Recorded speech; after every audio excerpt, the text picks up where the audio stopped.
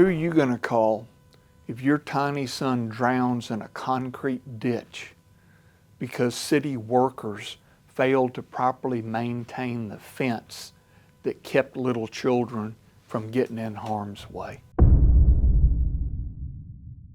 This was one of the most heart-rending cases that I've ever been involved in. There was a large concrete ditch that helped neighborhoods not flood during heavy rains. And this concrete ditch was surrounded by fencing. And the reason for that is because it was what the law calls an attractive nuisance. Little children were attracted to it. You could catch fish in it easily. You could go down there and play and see turtles and see snakes. The danger, however, was this is not a natural creek bed. It was easy to fall into, to slip on the wet concrete and fall into it. And once you were in it, there was no way to crawl out of this concrete ditch. There weren't any handles, there weren't any steps. You couldn't get out of it, particularly a small child. And so it was extremely dangerous, particularly when it was raining hard. And this mother called us because her little son, late in the summer, just before school started, came to her and said, "Mommy, I'm going to go fishing." And as he walked out the door, he turned back around and he said, "Mommy," and he looked down at his feet and asked her, "Do you like the way my new school shoes look?" And his mom said, "Yes, sweetie, I do. Have fun fishing." They found that little boy's body a mile down the concrete ditch. He had fallen in, been washed downstream, knocked unconscious, and drowned.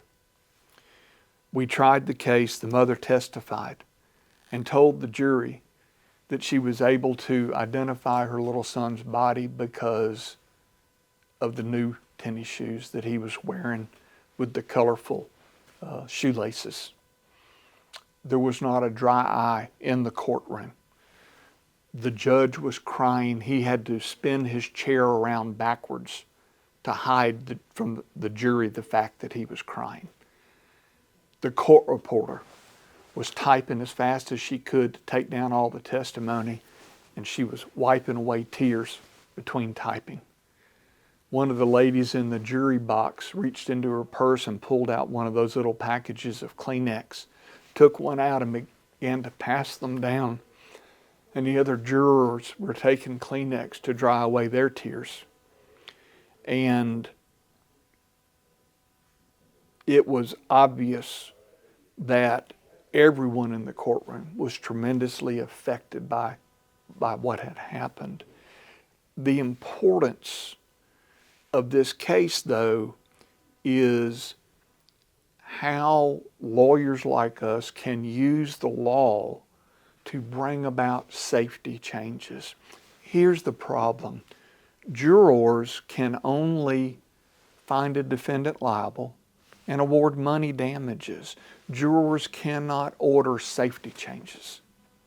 In this particular case, we had finished the testimony, we had performed closing arguments, the jury was in the jury room deliberating about the case.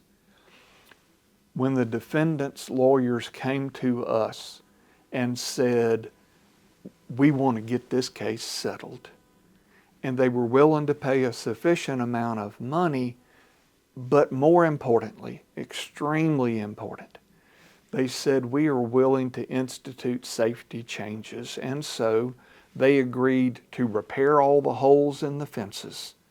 They agreed to make sure that all the gates were properly locked and secured.